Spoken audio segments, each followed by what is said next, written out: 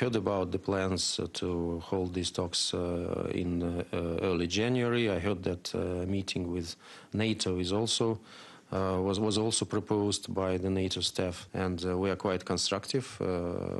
But I don't think that our colleagues will get away with some blah blah blah thing.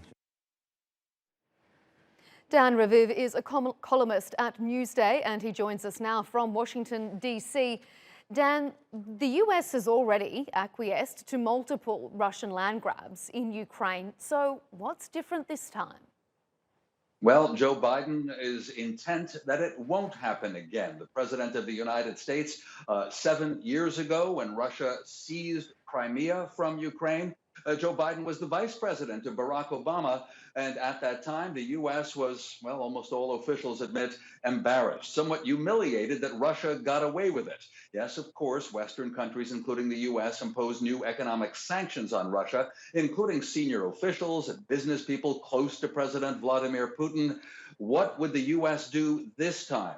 The Biden administration says that the response to a Russian invasion of Ukraine would be far harsher than anything in the past. Not a military strike, but very serious economic sanction. And yet now we have this hope about the talks that should take place in less than 2 weeks between Biden and Putin, apparently not in person, but by Zoom, by video link. These two politicians know each other well. How would you describe the relationship between the US and Russia at the moment, and particularly between Joe Biden and Vladimir Putin? Well, officials of both countries say that the relations are very bad right now.